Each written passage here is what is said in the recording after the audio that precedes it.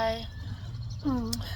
I wanted to give a little testimony and just honestly recognize somebody that I hold very dear to my heart that has been going through this beast of an illness and cancer for going on 5 years. My mother was diagnosed with this illness, GBM, glioblastoma, what doctors and everyone knows to be a terminal brain cancer, one of the most highly aggressive brain cancers. She was diagnosed shortly before Christmas of 2020. She had this really bad headache for a while, going on most of the evening before, and it just progressively got worse that morning. I went over to check on her because she said it was just really bad. Me and my sister went over there, and we were trying to take care of her, and then shortly after that she ended up losing consciousness. Like, she basically had a full-blown seizure right there. She wasn't responsive or anything. We got her quickly, called the ambulance, got her quickly to the hospital, and she was in and out. I mean, they got her somewhat more conscious pretty quickly, but yes, pretty quickly with scans they were able to catch that, and terrible fucking news for the whole family. So yeah, your mom, you have stage 4 brain cancer, and let me give you the life expectancy. She told her the typical life expectancy, I think, is like 6 to 10 months or something, with standard treatment and everything. So obviously we all broke down crying, you know, basically saying, hey, your mom's gonna die soon, you don't got much time. This illness is terrible. It's fucking terrible, and it's just a shame with all the time and all the money donated to cancer research, and just how still so little is being given to the public for trials, for just potential therapies. I mean, there is some out there, but it's just very rare, especially to get in somewhere where you're from. Like, we're from Iowa, so I mean, we got University of Iowa, thankfully, which is about an hour's drive, but yeah, there's just really not much. So back to the story. Hey, with chemo, radiation, and surgery, you're gonna die soon. Basically get your affairs in order, kind of deal. So that was devastating for more than one reason. We already had a dad. My dad, we were taking care of, who was battling his own beast of similar illness. So my parents got to take care of each other. They did a really good job being there for each other, supporting each other, and we all just came together as a family to we all just came together as a family to be there for one another and just pray and everything, and just pray for a miracle. So my mom truly is a miracle, because she is still here today, 5 years, just over 5 years later, and she's doing, I mean, she's done well all this time. She luckily she had the standard surgery by a very good surgeon. He got most of it, probably what he thought, 99%. Surgery went well. She recovered great.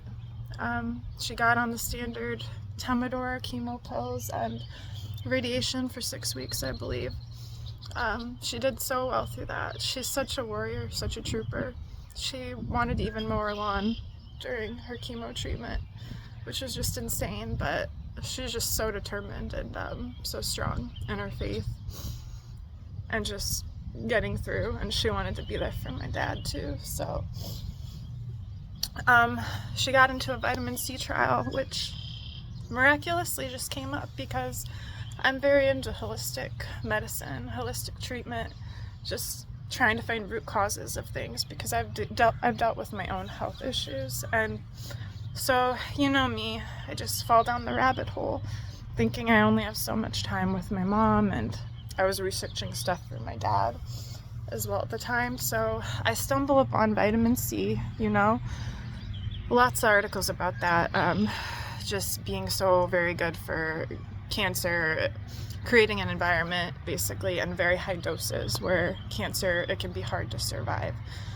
I was just reading a book and came to that part when my fiance found a trial opening up just then. just then, a vitamin C high dose trial in combination with chemo and radiation. My mom fit all the requirements. It was her, she's newly diagnosed at the time, so I was just really, really, really grateful, you know, and I still do to this day believe that that was a little miracle from above and from God, for putting that in her path. And I do believe it did help. I truly do.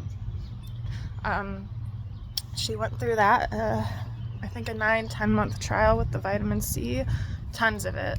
Like, I'm talking about thousands and 100,000 worth of oranges basically injected into her bloodstream. So she did amazing with that. I mean, just amazing. And didn't have a reoccurrence for quite a while. Probably, I'd say almost 3.5 years, which is amazing. So she got her second reoccurrence. You know, I don't know exact dates, but probably just over a year and a half ago or so. Not even 2 years, so maybe just over a year and a half. Second reoccurrence. We're devastated again. She has MRIs every 2 months, so we're really, don't want to say we got comfortable, but the fact that she was doing so well, quality of life, nothing different, just a headache every now and then all of a sudden the scan shows, hey, little spot, it's back. So, you know, it's just a heart-sinking feeling, because we'd already lost my dad at this point to another fucking same beast, different kind. So it's just, you know, it's just us taking care of her now, and hey, this fucker's back. Gotta fight it all over again and throw everything at it. So yeah, surgery again. Same surgeon, thankfully. He's very good. Believes he got most of it, but with GBM, you never really can get all of it. They have these little tentacle-like things, these little tiny microscopic tentacles that hatch themselves into brain tissue and stuff. So this fucking fucker's gotten really good at evasion and just hiding away in the cells. Pardon my language. But yeah, second surgery, same protocol, just because everything worked so good the last time. They wanted to keep her on that. Her genetic mutations for this are, she is methylated, thankfully, which typically means chemo in that case usually does work a lot better than if you're unmethylated. And then she's also wild type, which is a negative thing to have, which I guess is just more of an aggressive nature when you have that genetic mutation. So she did standard, the surgery, started chemo and radiation. That vitamin C trial, I mean, unfortunately it was over. Not everyone had as good of results as her, but I think there were maybe just a percentage who did well with it. So, you know, we couldn't get her back in that, which I still believe that could have definitely helped her. So, just gathered my siblings together and we found a local vitamin C infusion place, like a ketamine vitamin C clinic that does that. And while it's not going to be quite as high and therapeutic probably as at the hospital in the trial, and it is expensive and insurance won't cover it, imagine that, you know, just potentially life-saving treatments. So we all just came together and tried to get her as many of those as we could. cost-wise and during that treatment again. So we got her quite a bit of those. Her veins, like, I don't blame her. She was just tired of it. Chemo really screws your veins up, and it was just starting to hurt her when they tried to get in there, and she didn't want to get a port or anything. She had that the first time around, so we got as many as we could, and obviously it wasn't going to be near as much as last time, but we still got her a good amount. So I guess, from then on, still she did really well. Started having stable, clear scans again. Every 2 months she has to get an MRI just because the aggressive nature of this disease. So about 6 months after her last chemo, the therapy for chemo, I took her up to actually get another scan. Let's see. It was just it was just about a week ago. And unfortunately we got bad news on that. Another huge blow. So this beast is back, and we're gonna fight it. We're gonna throw everything we can at it. We'll be going to talk to so I think the location is a different spot than the first 2 times. The first 2 times it was kind of in her temporal area, which had to do with smell, and which made sense why she was sometimes getting these seizures, smelling seizures, which they call them. This time it moved to a different location. They call it the parietal, which I know anatomy, I do massage therapy, so it's kind of up in this region up here. Thankfully, the oncologist said it is quite superficial, and he personally believes surgery would be best to do. So I take her up there Friday in a few days, and we're gonna just talk again, re-talk it over, get all the information and everything. But it's been very hard, it's been very stressful, it's been an emotional roller coaster this last, honestly, longer than 5 years altogether, but specifically with her, the last 5 years or so. But I want to just give her testimony, because she is the strongest person I know. Her faith is, honestly, can move mountains. She's very strong in her faith in God, and she's perfectly okay when her time comes, because she knows, this isn't our world, this isn't our home, and she's got people in heaven she's probably can't wait to see. So, but no, we're gonna fight for her, and I still have hope. I know it's terminal. There are survivors out there. My mom is considered a long-term survivor, I'm proud to say. When you make it past, I believe, 2 or 3 years. 3 years, after 3 years you're considered a long-term survivor. So I'm so very, very proud of her. She is a warrior. She's a champion. She just keeps busy. She is an artist. She's an amazing artist. She crafts. She's just always continued to do the things she loves throughout all of this. And I really am just having the support of us, and I think that's so important, to just have the support of your family, and then just continue doing the things that you love. I think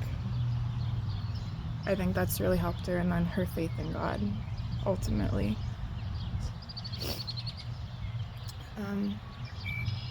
I just wanted to share this.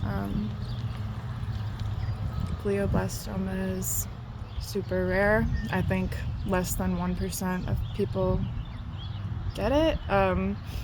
It's the rarest brain tumor you can get, and it's it robs people of so much. there's a lot of warriors out there and a lot of fighters, and I just do my own research because I believe you have to be your own health advocate, because so many medical errors out there, and like, oncologists are not God, they do not know everything, and I truly believe you have to do your own research. You have to look at the studies, you have to throw everything you can knowledgeably based at this bastard. So that's what we're gonna do, and I'm just gonna be there and support her every step of the way. And so yeah, I wanted to share this to give some people hope too, because when you hear this, I'm sure you don't think you're gonna make it even a year, but with God all things are possible, and you just don't know when your time is, when you're ready, or when God is ready to call you home. Thank you for listening.